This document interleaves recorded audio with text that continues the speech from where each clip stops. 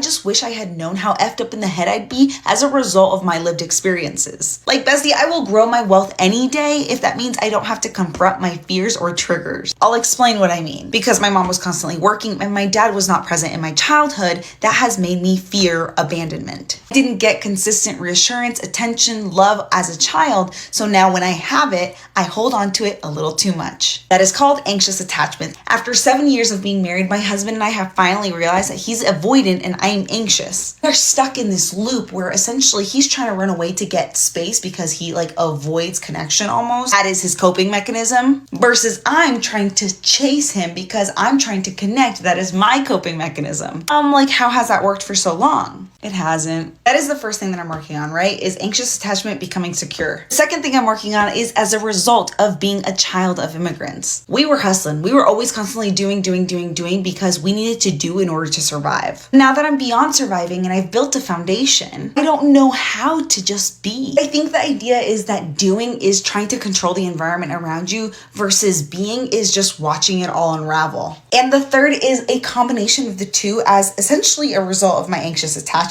What's happened is I've attached myself to my husband where essentially I depend on him to tell me that I am okay and I am safe in my body. But no matter how responsive your partner is, it is not okay to depend on someone else to tell you how to feel. I am learning how to self-soothe. The ways that I'm doing this right now is I got a weighted blanket. I'm learning how to meditate, which is just 8 minutes a day, already very hard for me. Working out, learning how to tap, listening to a ton of podcasts when I'm alone, and doing a ton of positive self-talk, and even looking at myself in the mirror and pretending that I see me at different ages and telling her that she's okay. It is so extremely painful to unravel all of these dark triggers that you have never actually healed. You're basically doing the work that you should have done decades ago.